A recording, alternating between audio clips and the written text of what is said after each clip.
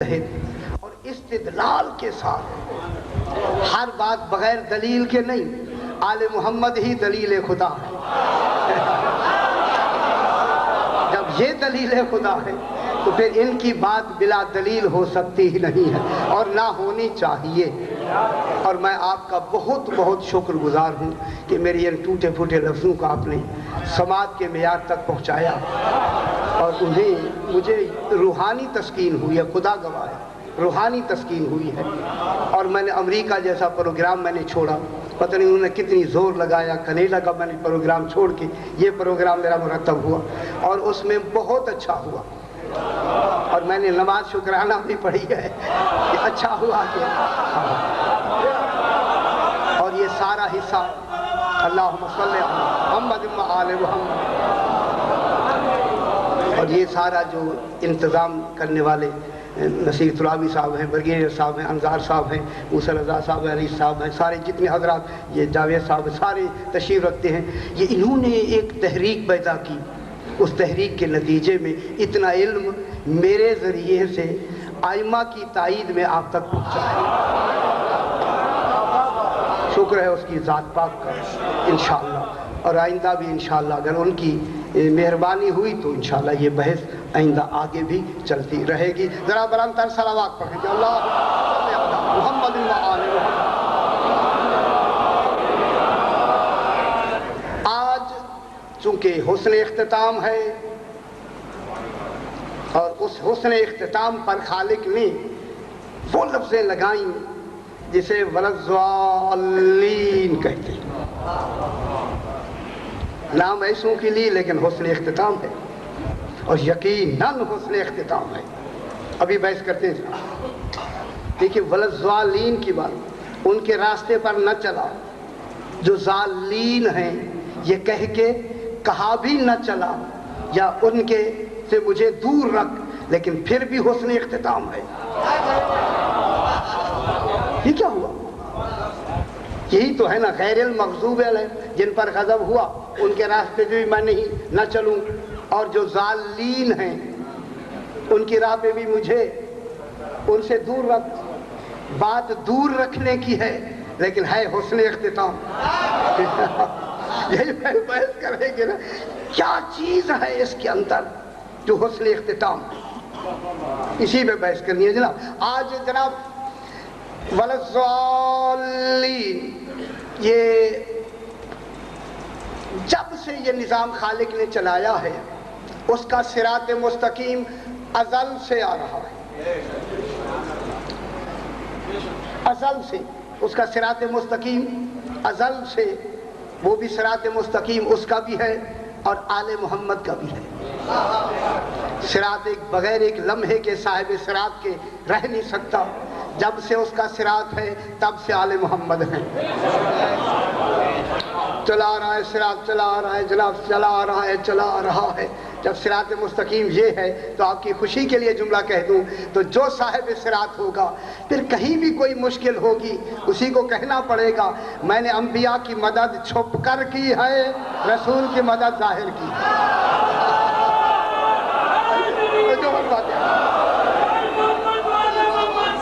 اللہم صلی علی محمد و آل محمد۔ یہ صراط مستقیم چلتے چلتے چلتے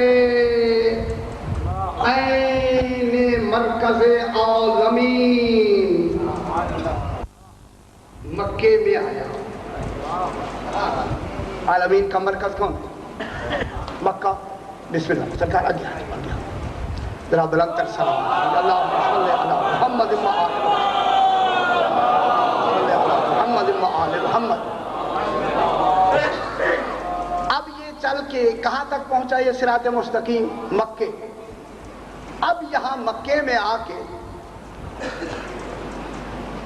اس دنیا میں، مکے سے مراد اس دنیا میں آیا، اور آتے ہی جب خالق نے اس نظام کو چلانا چاہا، اس چلانے سے پہلے ایک ایسا مردود کہ جس نے صراط مستقیم کے ہوتے ہوئے بھی اسے سجدہ نہیں کیا۔ میرے ساتھ رہی جناب۔ اب ایک راستہ اس کا ہو گیا جسے کہتے ہیں شیطان.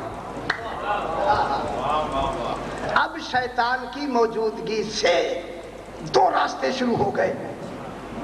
ایک اللہ کا راستہ. اللہ جانے اللہ کو چھوڑ کر لوگوں نے شیطان کو مانا کیسے.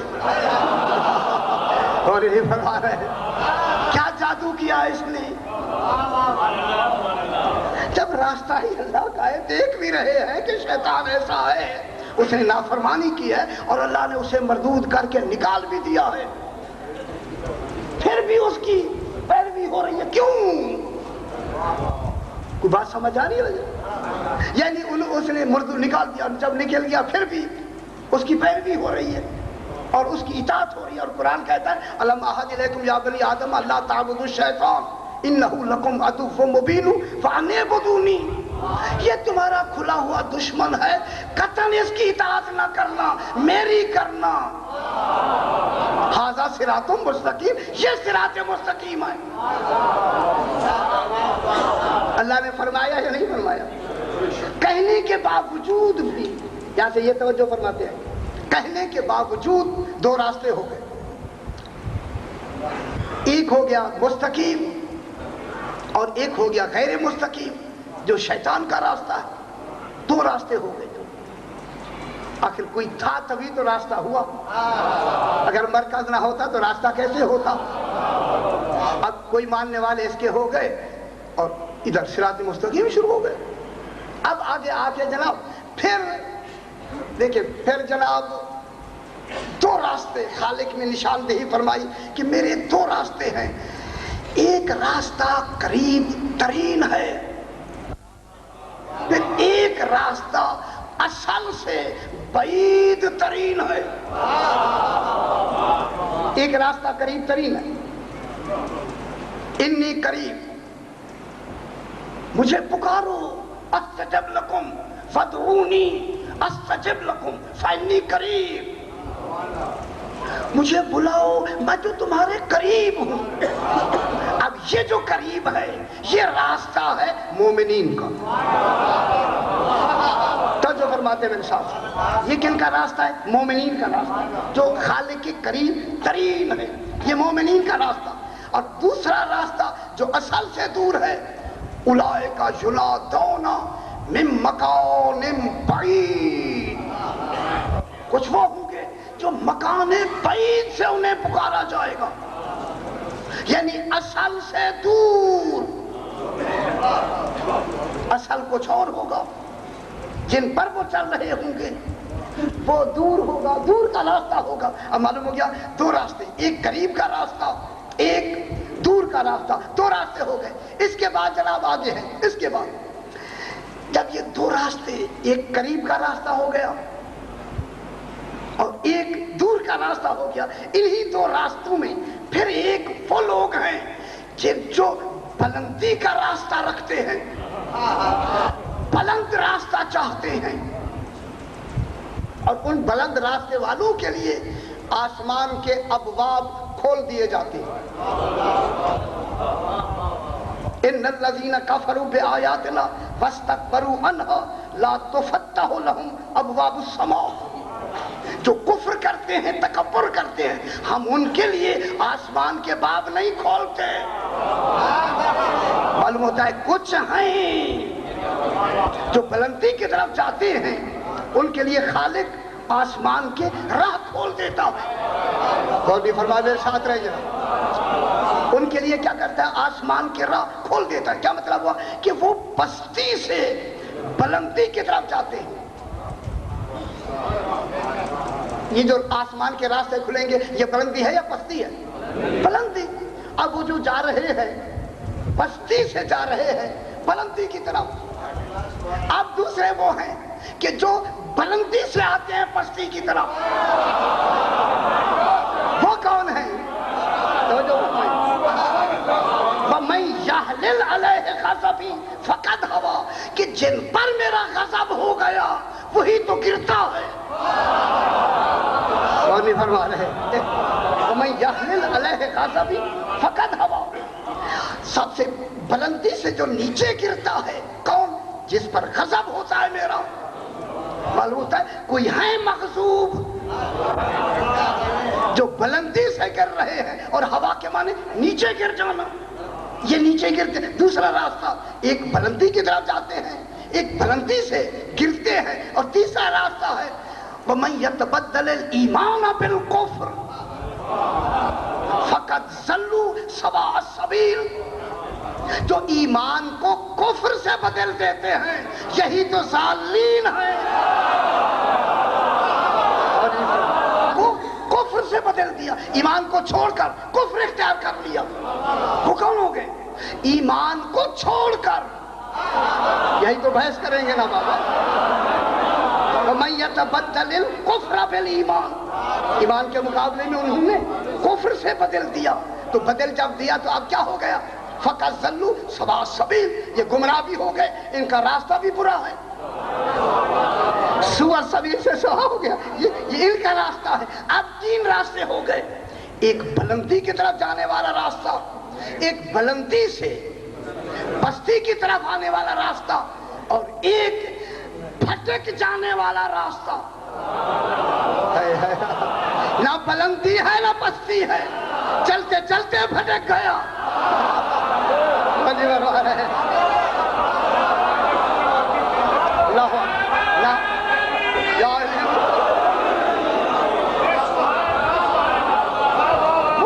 راستے سے پھٹک گیا راستے سے، گمراہ ہو گیا. گم راہ ہو گیا، گمراہی گم راہ ہو گیا. چلتے چلتے راہ گم ہو گئی. یہ کون ہے؟ ماشاءاللہ یہ ہو گئے جناب ضالین. اب معلوم ہو گیا کہ تین راستے ہیں اور تین چلنے والے ہیں. جب راستے تین ہیں تو ان پر چلنے والے بھی تین ہیں.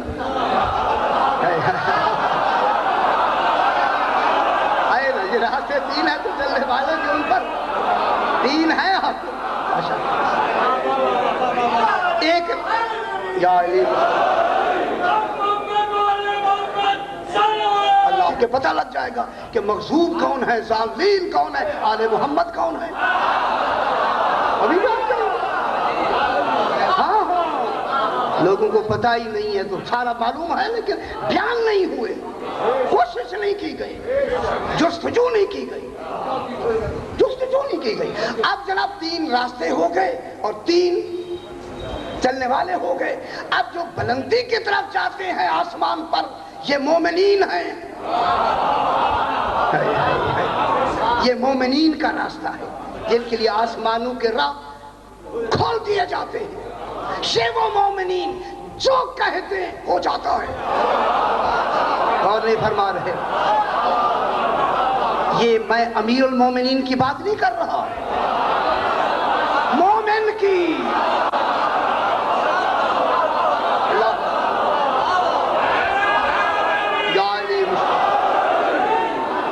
کتاب میرے پاس موجود ہے، جابر ابن یزید الجوفی، یہ پانچویں امام کے خاص صحابی ہیں، امام محمد باقر علیہ السلام. اللہ صلی علی محمد و آل محمد. انہی کے بارے میں جناب مفضل، ان کے جو چھوٹے بھائی ہیں حدیث مفضل، یہ چھٹے امام کے حدیث مفضل جی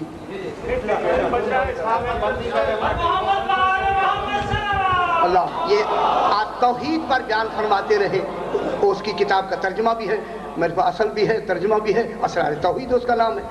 اسی مفضل نے پوچھا تھا مولا میرا مرتبہ آپ کے نزدیک کیا ہے، اور میرے بھائی جابر کا پانچویں امام کے نزدیک مرتبہ کیسا ہے. میرے امام نے فرمایا مفضل تیرے بھائی جابر کا مرتبہ میرے بابا کے نزدیک، چھٹے امام سے پوچھا، میرے پانچویں امام کے نزدیک ایسا تھا جیسے سلمان کا درجہ رسول اللہ کے نزدیک. اللہ اکبر. یہ وہ لوگ ہیں. اور پھر اس نے کہا مولا میرا کیا مرتبہ ہے آپ کے نزدیک. فرمایا تیرا مرتبہ ابو ذر کا ہے. یہ لوگ ہیں، یہی جابر ابن یزید الجوفی. مجھے بہت ان کے واقعات آتے ہیں بحمدللہ.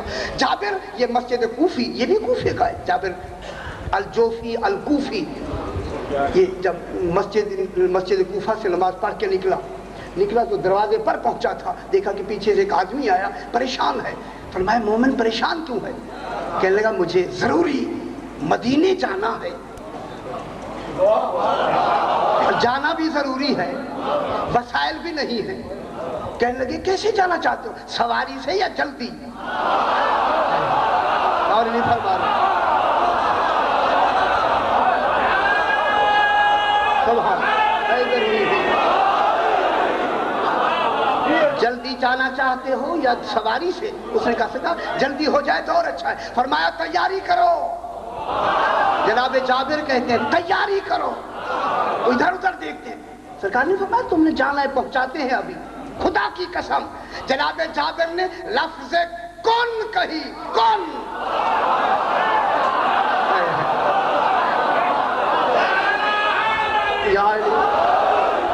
جناب جابر نے کن کہی، کن. وہ شخص کہتا ہے کہ کاف میں نے کوفے میں سنی، نون مدینے میں.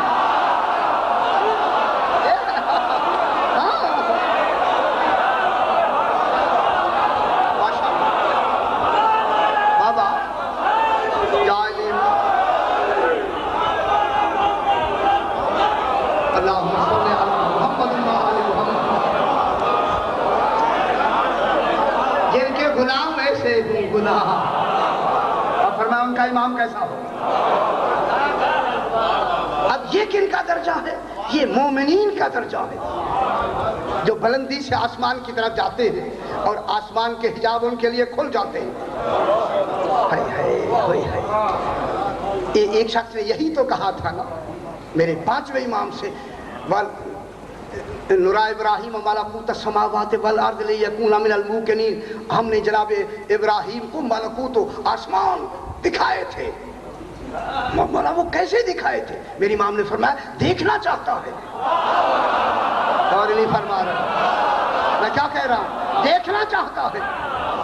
اب جو امام نے ان کی آنکھوں سے ہاتھ پھیرا نا، امام نے یہ دست مبارک جو پھیرا، وہ کہتے کہ میری نظر آسمانوں سے بھی پار کر گئی.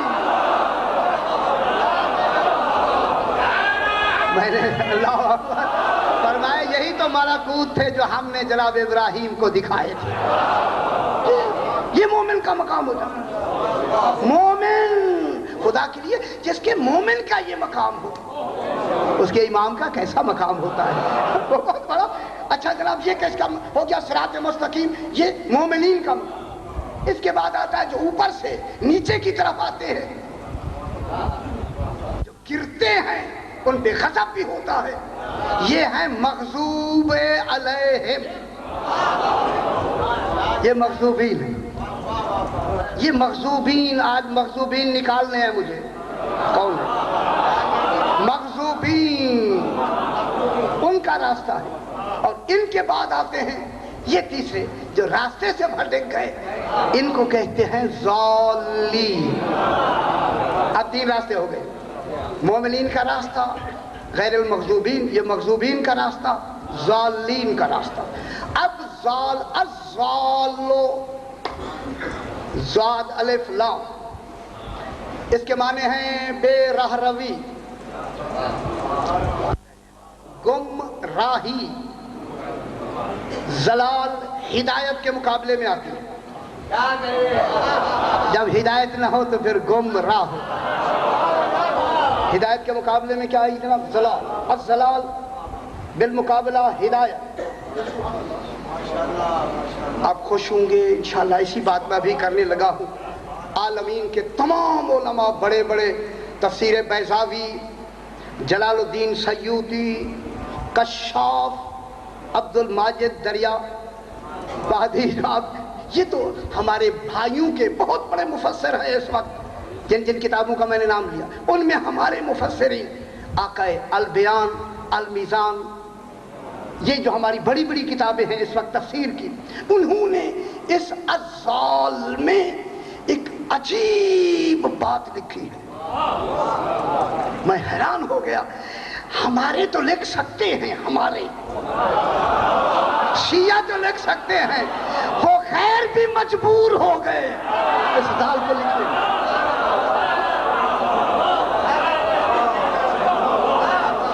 دیکھیں میں نے کتنی بڑی کتابوں کا حوالہ دیا. انہوں نے الضال میں، ضالین میں، ضالین میں ایک خاص بات نکالی. اور اسی خاص بات کو پھر میں علم اصول فقہ میں پھر پیش کریں گے کہ انہوں نے کہا کہ الضال بے شک یہ راستے سے ہٹا ہوتا ہے، گمراہ ہوتا ہے، ہدایت پر نہیں ہوتا، لیکن یہ شدت کفر میں مغضوبین جیسا نہیں ہوتا۔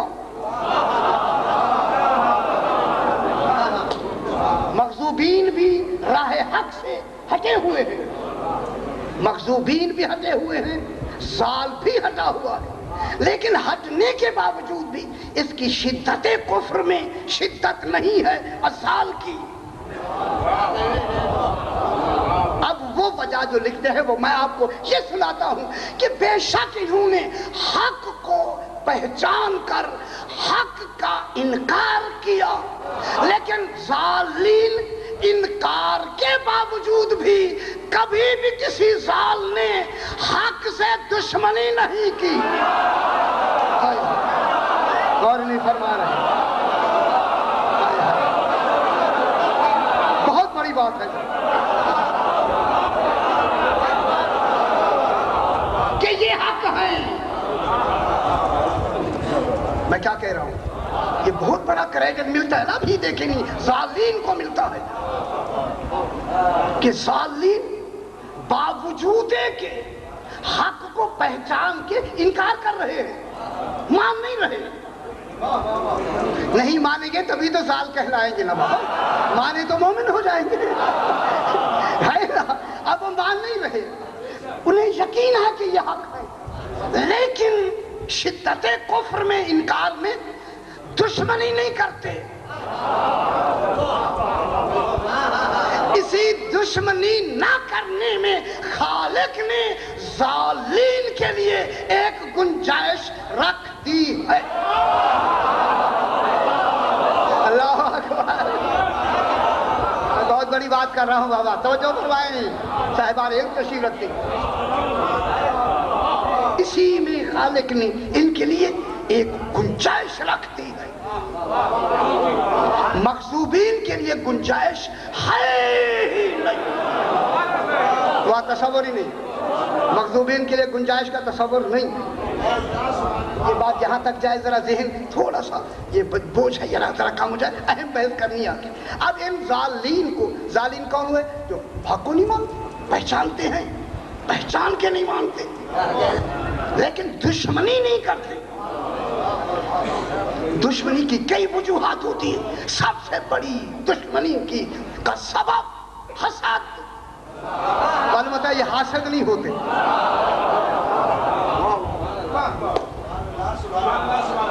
کینہ نہیں، بغض نہیں، انکار ہے۔ یا میں کیا کہہ رہا ہوں، انکار ہے، نہ کینہ ہے، نہ بغض ہے، نہ حسد ہے، کچھ انکار ہے۔ معلوم ہوتا ہے ان کا راہ راست پر آنے کے امکانات جلدی ہیں۔ غور نہیں فرما رہے، اب گنجائش ہو گئی ہے، ماشاءاللہ آپ سمجھ رہے ہو، گنجائش ہو گئی، نہ بغض ہے، نہ حسد ہے، نہ کینہ ہے۔ یہی تو مرضیں ہیں، جتنی حسد بڑھتا جائے گا اتنی دشمنی بڑھتی جائے گی، اس لیے تو آل محمد سے دشمنی ہی حسد کی بنا سے کی گئی ہے۔ ام یحسدون الناس علی ما آتاہم اللہ من فضلہ۔ اب ان ضالین کے لیے کیا ہو گیا جناب کہ گنجائش خالق نے نکال، اب وہ گنجائش ابھی علم اصول فقہ میں پیش کرتے ہیں۔ تھوڑی سی بات آگے بڑھا دیں اس کو، پھر چونکہ آگے نکل جائیں گے پھر واپس آنا اچھا نہیں لگتا۔ یہ جو غیر ہے نا، غیر المغضوب، اب کہیں گے تو سی یہ گرامر جان نہیں چھوڑتا، یہ جان نہیں چھوڑنی چاہیے، تبھی تو درس ہو گیا نا۔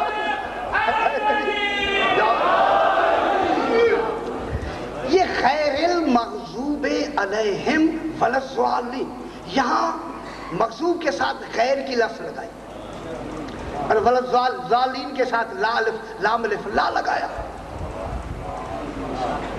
لام الف لا، لا الہ الا لا، غیر نہیں، لا غیر الہ نہیں کہا، لا الہ۔ روحانی فرمایا لا الہ الا اللہ، وہاں لا آئی، یہاں بھی لا آئی، لا کے کئی معنی، ابھی اتقان میں سارے دیکھ کے آئے، غیر کو بھی دیکھ کے آؤ، لا کو بھی دیکھ کے آؤ، سارا اس وقت میرے پاس 3-4 کتابوں میں دیکھ کے ابھی بھی آئی ہوں۔ تو اب یہ جو لا اور خیر میں فرق یہ ہے کہ خیر کلی طور پر نفی کے لیے آتا ہے، ماشاءاللہ آپ سمجھنا آپ نے ہے، خیرہ کلی طور پر نفی کے لیے آتا ہے، جہاں خیر آئے گا بالکل اس کی نفی، لیکن لا جو آتا ہے وہاں نفی کی تاکید ہوتی ہے، کلی نفی نہیں ہوتی۔ میں کیا کہہ رہا ہوں، لا میں نفی کی تاکید ہوتی، لا لے توکید نفی ہے نا سر، لا کس کے لیے آتا ہے؟ توکید نفی کے لیے آتا ہے، اس میں تاکید کی نفی ہوتی ہے، لیکن غیر میں نفی کی کلی تاکید، کلی نفی ہوتی ہے، اس لیے وہ کہتے ہیں جالس رجلن غیر فاسق فلا سیء الخلق، فلا سیء الخلق، جالس بیٹھو، جالس کے معنی بیٹھو، بیٹھنا چاہیے، رجلن آدمی کے ساتھ بیٹھو، کیسے کے ساتھ بیٹھو؟ غیر فاسق، جو فاسق ہی نہ ہو، یعنی فاسق کے ساتھ بیٹھنا کلی ممنوع۔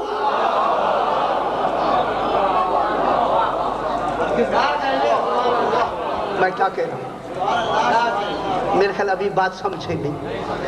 پہلا فسق کیا کس نے ہے؟ فاسق کون ہے پہلا؟ دیکھیے میں نے اتنی بڑی بات کی ہے لیکن آپ خاموش ہو گئے۔ سب سے پہلا فاسق کون ہے؟ ابلیس، ففسق عن امر ربہ۔ معلوم ہوتا ہے کہ جو خلیفۃ اللہ کا انکار کرے وہی تو فاسق ہوتا ہے، اور نہیں فرما رہا ہے۔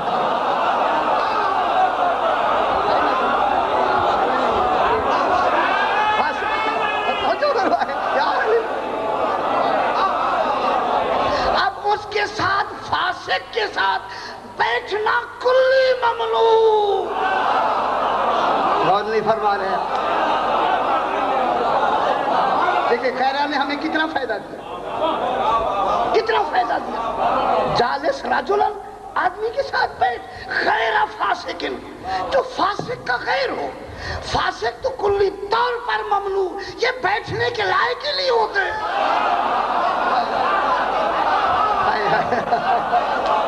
سبحان اللہ، کئی باتیں میں نہیں کہہ رہا۔ ولا سیء الخلق، ولا جو بد اخلاق ہے اس کے پاس بھی نہ بیٹھو، نہ بیٹھنے کی تاکید ہے، کلی منع نہیں ہے۔ یہ کتنی ہمیں باتیں سمجھے۔ اب جو غیر المغضوب ہے یہ تو کلی ممنوع ہے راستہ، اور نہیں فرما رہے۔ اس پر تو زندگی میں جانے کا تصور ہی چھوڑ دے۔ ان کے ساتھ اجتماع، اس دن میں نے جملہ کہا تھا، ظالین کے ساتھ اجتماع، ظال کے ساتھ شرک اور ایمان جمع ہو سکتا ہے۔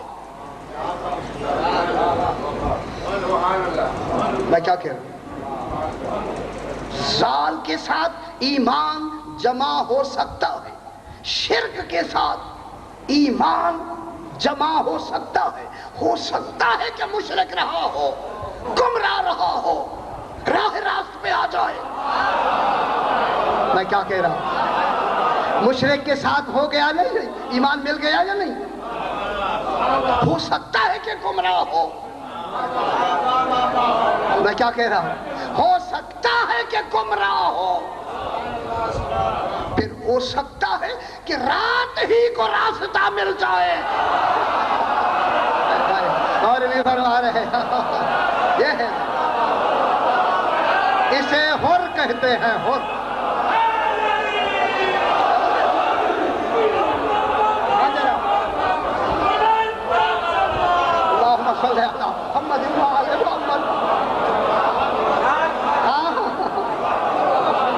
اللہ سے ایمان مل سکتا ہے. ہو سکتا ہے کہ رات گمراہی میں گزرے اور صبح جنت ایمان کے ساتھ چلا جائے. اور نہیں فرما رہے اسے ہر کہتے ہیں بابا, ہر. اب جناب یہ ہوا کہ اب غیرانی ہمیں کتنی باتیں کہتے ہیں. لا اور غیرہ میں کیا فرق ہو؟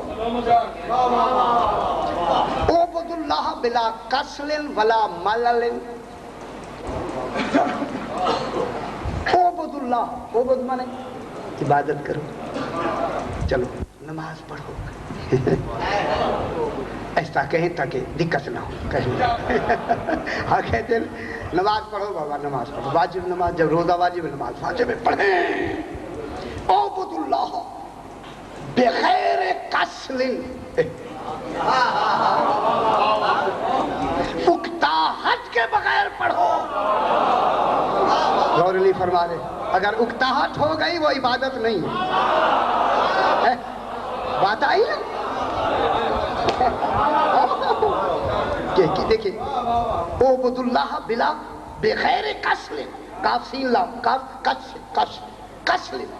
اعبد اللہ بلا بغیر کسل, عبادت کرو بغیر اکتاہٹ کے. یعنی تمہاری عبادت میں کلی طور پر اکتاہٹ ہونی ہی نہیں چاہیے. جتنی اکتاہٹ بڑھ گئے گی خشوع و خضوع گھٹتا چلا جائے گا. نہ پھر خشوع آ سکتا ہے نہ خضوع آ سکتا ہے, کمال عبادت نہیں ہوگا. ولا ملل, اکتاہٹ. آگے ملل کی لفظ ہے, ملل کہتے ہیں سستی کو, اور کاہلی, کاہلی نہ ہو. یہ چلو پڑھ لیتے, یہ چلو پڑھ لیتے, یہ چلو پڑھ لیتے. جب آخری آیت پھر ایسے ایسے ایسے تو جلدی کرتے ہیں, جان چلے وہ وقت جا رہا ہے نا. غور نہیں فرما رہا ہے. دیکھیں کھانے کے نہ ہو, نفی تاکیدی ہے, سستی نہیں ہونی چاہیے. اکتاہٹ تو بالکل ہی نہیں ہونا, اس کی تو کلی نفی ہو گئی نا. غیرہ نے ہمیں کتنی خوشی. یہ اسلوب کلام عرب میں بہت ساری باتیں ہوتی ہیں. اب ذرا بات کو آگے بڑھاتے ہیں کہ اب آ گیا جناب ضال, علم اصول فقہ. وائزین میں میں پڑھا تھا یہ ساری تفسیریں بھی, اور میں پڑھا, کشاف بھی میں نے پڑھائی, اور بیضا بھی پڑھا. اس میں ہے کہ ایک معرکۃ الآراء, ایک بحث ہے جس بحث کو کہتے ہیں مشتق منسوب. ایک بحث ہے سرکار علم اصول فقہ. ماشاءاللہ دیکھیں اب آپ کی اتنی توجہ ہو گئی ہے, مجھے روحانی خوشی ہوتی ہے کہ علمی گفتگو سننے میں کتنی توجہ آپ کی ہو گئی ہے. اب یہی معیار سماعت ہوتا ہے, یہ معیار سماعت خطیب بناتا ہے جناب, یہ اس کا ہوتا ہے.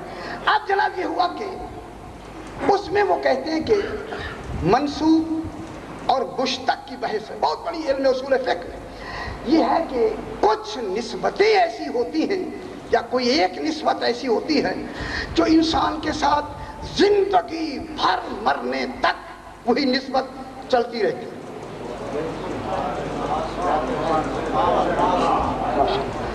ایک نسبت, ماشاءاللہ آپ سمجھ گئے, ایک نسبت زندگی بھر چلتی رہتی ہے, اور ایک نسبت وہ ہوتی ہے کہ جو کچھ عرصہ چل کے بدل جاتی ہے.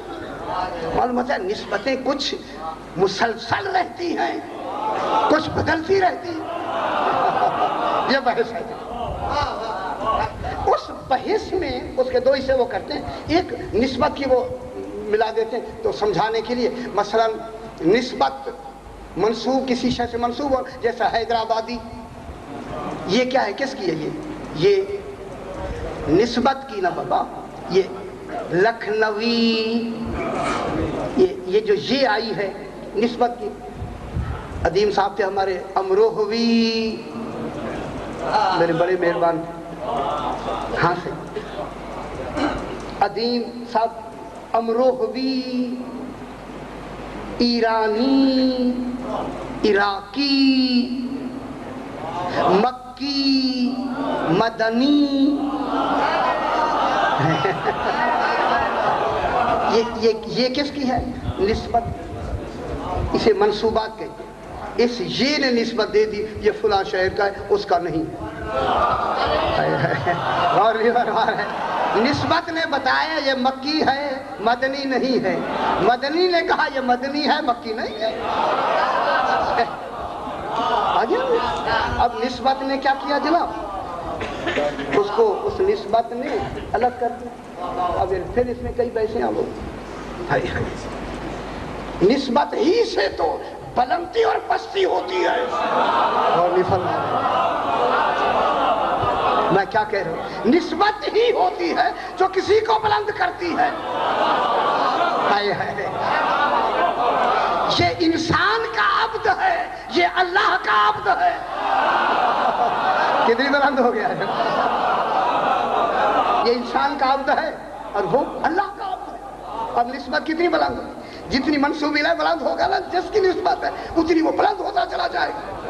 تو اب نسبت نے الگ الگ کر دیا. اب آ گیا جناب دوسری ہوتی ہے بحث مشتق.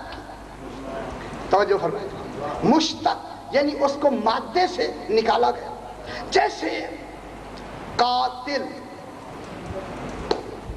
قاتل قاتل کے کیا معنی ہوتے ہیں؟ قتل کرنے والا.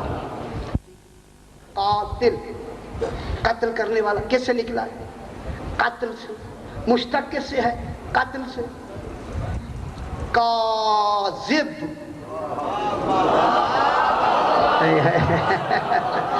سبحان غور نہیں فرما رہے بابا. کس سے نکلا ہے؟ کذب سے. جھوٹ بولنے والا. کاذب کے معنی جھوٹ بولنے والا. وقت کے لحاظ سے بات کریں، کاذب جھوٹ بولنے والا کس سے مشتق ہے؟ کذب سے. قاتل کس سے مشتق ہے؟ قتل سے. جب یہ قتل سے مشتق ہے تو قتل کی جو نسبت ایسی ہے، اگر کسی نے 20 سال پہلے بھی کوئی قتل کیا قاتل رہے گا.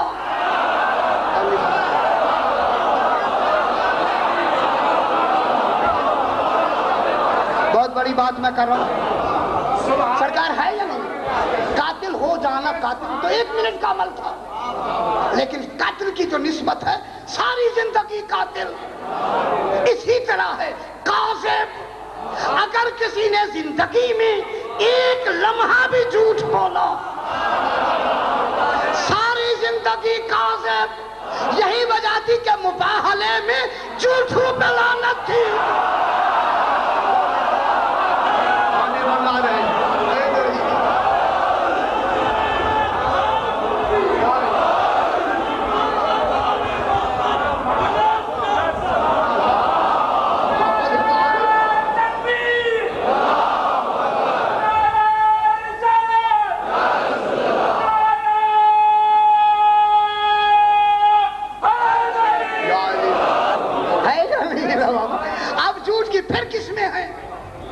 توجہ فرمائیں. دیکھیں کذب فی النیت، نیت میں جھوٹا. کذب فی القول، قول میں جھوٹا. کذب فی العمل، عمل میں جھوٹا. کذب فی الارادہ، ارادے میں جھوٹا. کذب فی العزم، عزم میں جھوٹا. کذب فی مقامات الدین، تمام مقامات دین میں کسی بھی منزل میں جھوٹا. 1 لمحے میں جھوٹا. اب مباہلے میں ضرورت ہے ایسے صادق کی جس نے زندگی میں کسی بھی پہلو میں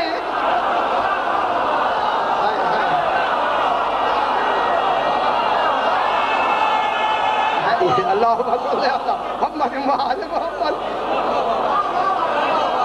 آپ بتلائے دنیا کے رسول کن کو لے جائے وہاں؟ اب لے آئے نا کوئی نیت میں جھوٹا ہو سکتا ہے. میں کیا کہہ رہا ہوں؟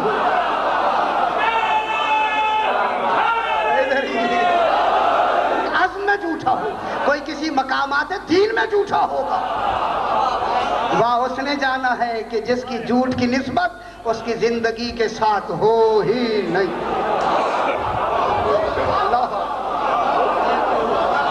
دیکھیں خالق نے علم اصول فقہ میں اس مباہلے کو کتنی الگ کر.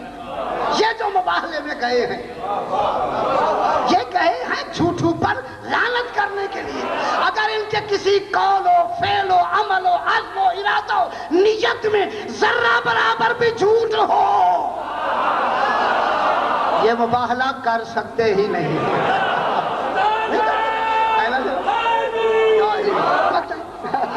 اب دیکھیں کتنا بڑا استدلال پیدا ہو گیا.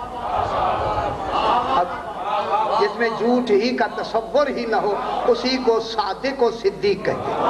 یا علی انت صدیق الاکبر.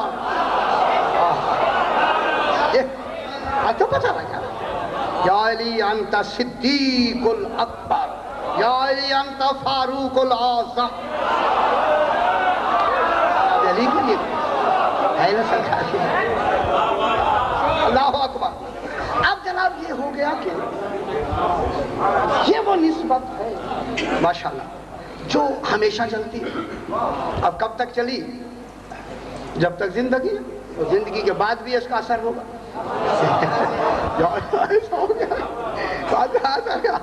بعد میں بھی اثر ہوگا. اب جس طرح کا جھوٹ ہوگا ویسا اثر ہوگا.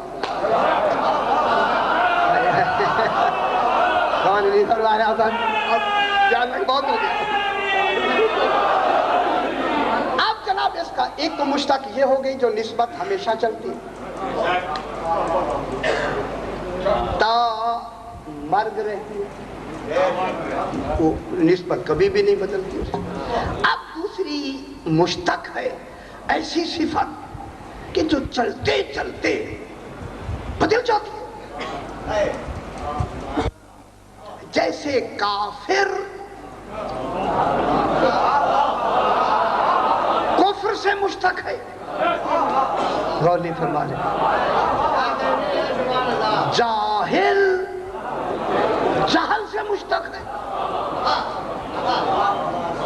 اب جہل کیسے جہل سے. اب یہ نسبت چلی. اب وہ جہل کی نسبت جب تک کہ وہ پڑھتا نہیں جاہل کہلائے گا. جب تک نہیں پڑھے گا کیا کرے جاہل. لیکن جب وہ کوشش کر کے اب پڑھ لیتا ہے جہل کی نسبت ختم. عالم اور نہیں فرما رہے. نسبت بدل گئی یا نہیں بدل. اب آپ اس کو جو عالم ہے اسے جاہل کہیں گے. عالم کے اعتبار سے تو عالم کہیں گے نا. اسی طرح کافر نسبت چلی کافر ہے تو ٹھیک ہے کافر کہیں گے. لیکن امکان تو موجود ہے کہ یہ نسبت ہٹ سکتی ہے. اب وہ کافر توفیق الہی میں مومن ہو جاتا ہے. اب اسے کہیں کافر اور نہیں فرما رہے. پھر عدل کتنا رہتا ہے آپ کا. اب اسے کافر نہیں کہہ سکتے. اب اسے کیا کہیں گے مومن. معلومات کفر کی نسبت ہٹ گئی. جہل کی نسبت ہٹ گئی. گنجائش ملی یا نہیں. بالکل اسی طرح ہے ضالین میں گمراہ ہیں زال سے مشتق ہیں. گنجائش ہے نسبت ہمیشہ نہیں چل سکتی. اور نہیں فرما رہے.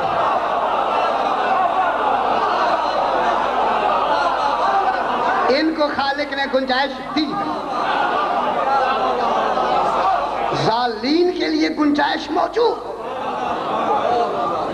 کسی وقت بھی ہماری توفیق شامل حال ہوئی اور اس نے اپنے اختیار سے مان لیا تو یہ ضالین گمراہی سے الگ ہو جائے. تو اب نسبت بدل جائے گی یا نہیں. نسبت بدل گئی. جب نسبت بدل گئی اب مغضوب کی نسبت نہیں بدل سکتی.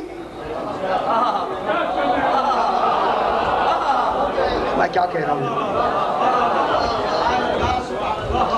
گمراہ کسی وقت بھی راہ راست پر آ سکتا ہے. مغضوب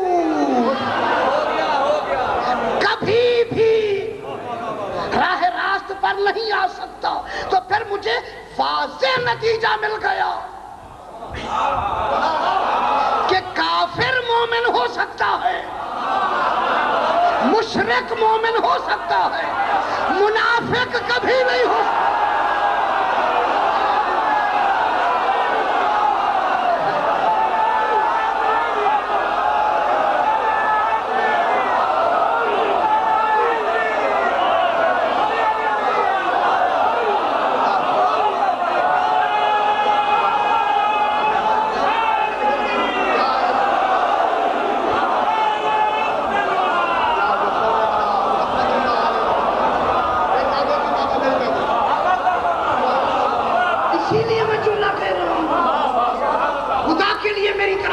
خدا کے لیے میری طرف دیکھیں۔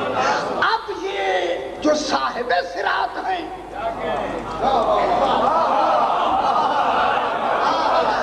اب جو ان کا قاتل ہوگا وہ مغضوب ہوگا، ضال نہیں ہوگا۔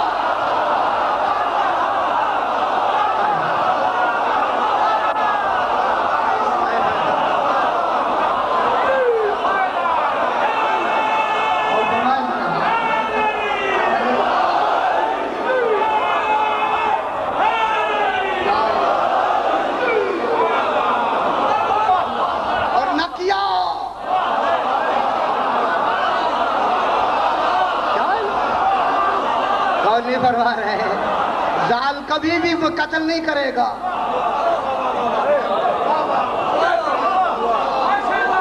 جناب علی کو کس نے قتل کیا؟ مغضوب نے۔ حسن مجتبیٰ کو کس نے قتل کیا؟ مغضوب نے۔ کربلا میں سارے مغضوب تھے، مسلم ہو کے۔ یہی تو میں کہہ رہا ہوں۔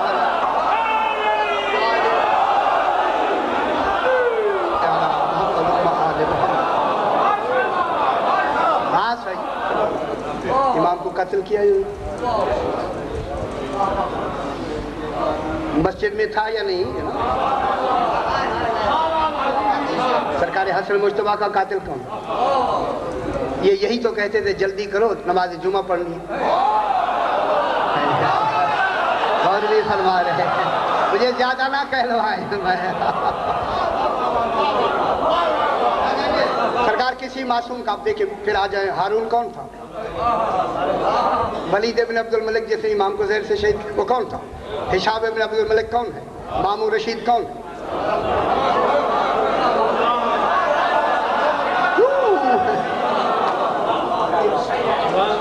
آپ سنیں میں کیا کہہ رہا ہوں۔ یہ قاتل ہیں یا نہیں؟ یہ ضال نہیں ہے، مغضوب ہے۔ اب ہمیں پتہ لگ گیا مغضوب وہ ہوتا ہے جو معصوم کا قاتل ہے، چونکہ ضالین میں امکان ہے مومن ہونے کی، مغضوبین میں نہیں ہوتا۔ اللہ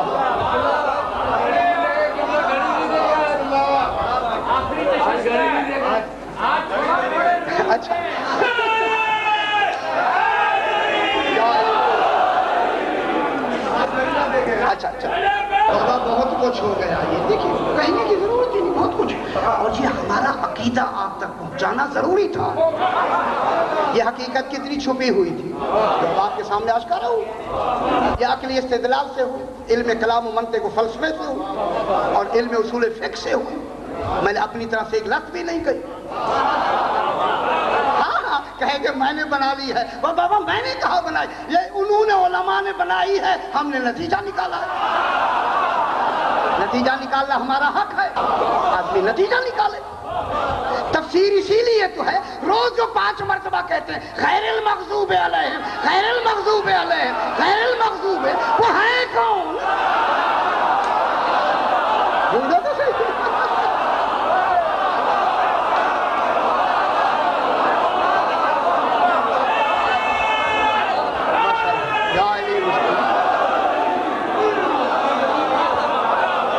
وجہ ہے، کل میں نے عرض کیا یہی وجہ ہے، ساری زندگی تو یہی کہتا رہا خیر المغضوب علیہم، دعا مانگتا رہا۔ اسی لیے جب مرتا ہے تو پھر الحمد جنازے میں پڑھی ہی نہیں جاتی ہے۔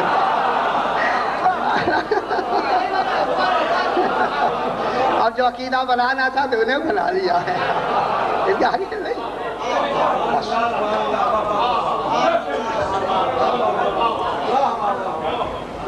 ظالین، اب درمیان سے اب میں کئی گوشے ہیں، میں دیکھ رہا ہوں کہ کون سا گوشہ نکالے آپ کے لیے کہ جو بہتر ہو۔ چلو چونکہ ظالین جب ہیں تو ظالین کا جو گمراہی کا باعث کون ہوتا ہے؟ شیطان۔ گمراہ کون کرتا ہے؟ اب اغوا آپ نے فرمایا، میرے سے کئی باتیں ہو گئی ہیں اغوا چلیے، اب یہ پوری ایک لمبی بحث ہے جو میرے پاس موجود ہے، اب چونکہ وقت نہیں ہے اس وقت۔ اب یہ ہوا کہ یہ جب شیطان درگاہ سے نکال دیا گیا تو اس نے کہا رب انذرنی الی یوم یبعثون۔ تو اس انذرنی میں یہ دیکھنے کی لفظ ہے، مہلت کی لفظ نہیں ہے۔ میں کیا کہہ رہا ہوں؟ انذرنی نظر سے ہے، پروردگار میرے اوپر نگاہ رکھ۔ مہلت کے معنی تو ہم بنا لیتے ہیں، اس میں بحث میں نے لکھی ہے، اس میں بھی بحث میں نے ابھی لکھی، انذرنی الی یوم یبعثون، قیامت تک کے لیے مہلت دے دے۔ نہیں قیامت تک کے لیے نہیں ہے، وقت معلوم تک ہے، جب میرا 12واں ہم آپ بیان کر دیں گے، اس کے آگے تیری کوئی ضرورت نہیں ہے۔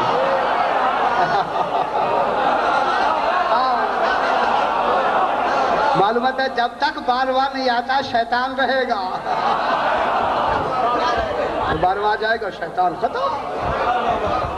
کب تک مہلت ملی ہے؟ وقت معلوم سرکار، علماء کرام تشریف رکھتے ہیں، الحمدللہ میری خوش بختی ہے کہ تشریف لاتے ہیں روز۔ وقت معلوم تک مہلت، ہاں مہلت، خوش ہو گیا سرکار۔ اور ہاں مانگو، کیا مانگو؟ کہ مجھے ایسا بنا دے کہ ابن آدم جو ہیں ان پر میرا تسلط بھی ہو جائے۔ ہو گیا، ٹھیک ہے، ایسے ہو جائے کہ میں ان کے خون میں شامل ہو جاؤں۔ ہو گیا۔ یہ تو وہ دیر کرے جہاں قدرت نہ ہو، جہاں سختی تھی روک دیا، خبردار مہلت امام زمانہ تک تو مل سکتی ہے، قیامت تک نہیں، وہاں روک دیا۔ یہ ہمارے عدل کے خلاف ہوگا، سارا نظام ہی تو یوم انصاف تو اس دن ہوگا جب امام زمانہ آئے گا، قیامت تو یوم حساب ہوگا، یوم انصاف نہیں ہوگا۔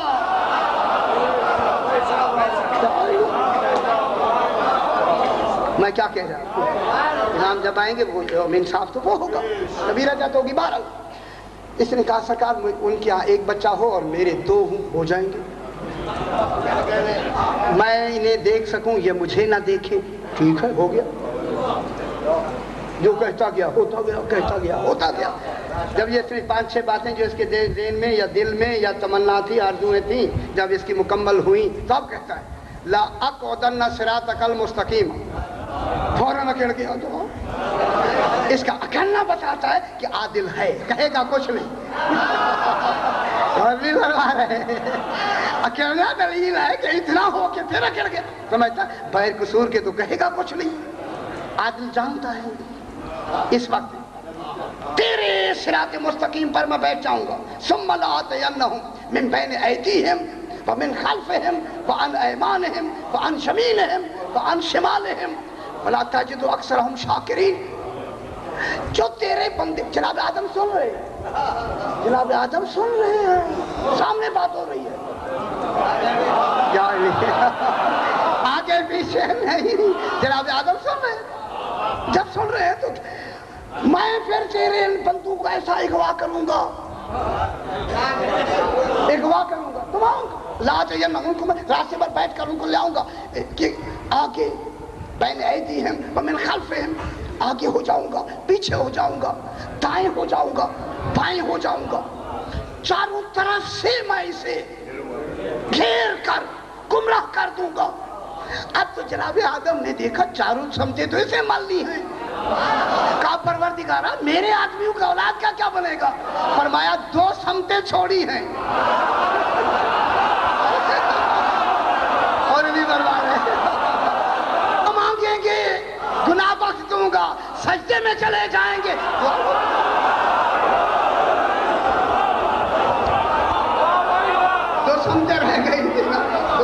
اب دعا میں بھی زور دیں، سجدے میں بھی زور دیں، کہ شیطان ادھر تو آ ہی نہیں سکتا جناب۔ اچھا جناب، یہ ہوا کہ اب اللہ کیا فرماتے ہیں وقت کے لحاظ سے، ان اللہ یحول بین المرء وقلبہ۔ اب اسے میں منطق فلسفے میں نہیں لے جاتے، پھر آپ کو گھبراہٹ، اچھی اچھی باتیں سنائیں پھر گھبراہٹ کو پرکھنے میں چالوں، لیکن ان اللہ یحول بین المرء وقلبہ، اللہ حائل ہو جاتا ہے آدمی اور اس کے دل کے درمیان میں کیا کہوں، ان اللہ یحول، اللہ حائل ہو جاتا ہے بین المرء، مر من آدمی، وقلبہ، اس کے دل اور آدمی کے درمیان میں اللہ کیا ہو جاتا ہے، حائل۔ اب یہ کون سمجھائے اللہ کیسے حائل ہوتا ہے؟ یہ میرے امام سے پوچھا گیا، مولا اللہ دل اور انسان کے درمیان میں حائل ہو جاتا ہے؟ ہاں ہاں حائل ہو جاتا ہے۔ مولا کیوں حائل ہوتا ہے؟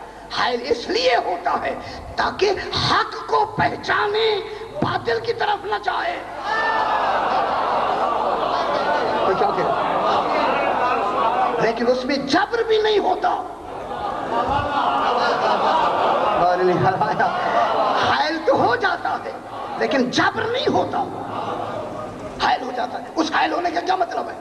سرکار نے فرمایا حائل ہونے کا مطلب یہ ہے کہ کوئی کائنات کا ایسا انسان ہو سکتا ہی نہیں ہے کہ اس نے پوری زندگی حق کو باطل سمجھا ہو یا باطل کو حق سمجھا ہو۔ ایسے ناممکن، کوئی نہ کوئی وقت ایسا ہونا ضروری ہے کہ وہ ہر آدمی حق کو پہچان کر سمجھ لے یہ حق ہے، اب ماننا نہ ماننا اس کے اختیار اور بھی فرما رہے میں کیا کہہ رہا ہوں، کوئی انسان ایسا نہیں ہے کہ مکلف کر دے اور پھر حق کو پہچانے کی توفیق عطا نہ کرے، عدل کے خلاف ہے۔ ہر آدمی کو حق کے پہچاننے کی توفیق ملتی ہے، پھر وہ خوش نصیب ہے کہ اس وقت فیصلہ صحیح کر لے، پہچان لیتا ہے کہ یہ حق ہے، اقرن ہو گیا حق۔ اس لیے شیطان، بابا شیطان صرف وسوسے ڈالتا ہے، کام نہیں کراتا۔ جو وسوسہ فی صدور الناس من الجنۃ والناس، دل میں وسوسے ڈالتا ہے، عمل نہیں کراتا، آپ پہ حاوی نہیں ہے، وسوسے ایسے ڈالتا ہے، سب ایسے ایسے ایسے ایسے ایسے، انہیں وسوسوں میں آپ کر لیتے ہیں، کرواتا نہیں۔ اس لیے میرا امام فرماتا ہے ان شیطانوں کے وسوسوں کے لیے جو چھپ کر کرتا ہے، اس لیے اللہ نے امام غائب کو تمہاری مدد کے لیے بھیج دیا گیا۔ اللہ، امام زمانہ، شیطان کے پاس صرف وسوسہ ہے، امام کے پاس 4 تصرف ہیں، 4 امر ہیں، تصرف تکوینی، تصرف تکلیفی، تصرف تدبیری، تصرف ربطی۔ امام کے پاس 4 تصرف ہیں، تصرف اختیارات ہیں، شیطان کے پاس ایک بھی اختیار نہیں ہے۔ اگر امام اس کے درمیان میں حائل ہو کر تمہاری مدد نہ فرماتا، خدا جانے تم کیا ہو جاتے۔ بہت نہیں فرما رہے ہیں، امام ہماری مدد فرماتے، ہمیں پتہ نہ لگے جو ہماری ضروری ہے، ہمیں بتانا، ہمیں بتانا ضروری نہیں، لیکن امام ہماری مدد فرماتے ہیں، اور فرمانا اس کا عدل ہے۔ جب دشمن ایسا موجود ہے تو پھر محافظ بھی تو ایسا ہونا ضروری ہے، یہی تو اس کا عدل ہے نا بابا۔ جب دشمن ایسا بنایا ہے، جب تک دشمن رہے گا محافظ کا موجود ہونا ضروری ہے۔ وہ ہر وقت ہمارے ساتھ وسوسے ڈالتا ہے، تو پھر محافظ بھی ہر وقت ہمارے ہر قول کو بھی دیکھ رہا ہو، ہر عمل کو بھی دیکھ رہا ہو، دل کی نیتوں کو بھی جانتا ہو۔ جو یہ وسوسے کن میں ڈالتا ہے؟ دل میں۔ جب یہ دل میں ڈالتے تو امام کہاں تک پہنچ سکتا ہے؟ اور نہیں ہر ہے شیطان تو دل میں پہنچ سکتا ہے، بس اسے ڈال سکتا، کیا جو محافظ ہے اسے معلوم نہیں ہو سکتا؟ حفاظت تو تب ہوگی جب وہ نیتوں کو جانتا ہو۔ علماء حیوانیات پھر ایک لمبی بحث کرتے ہیں۔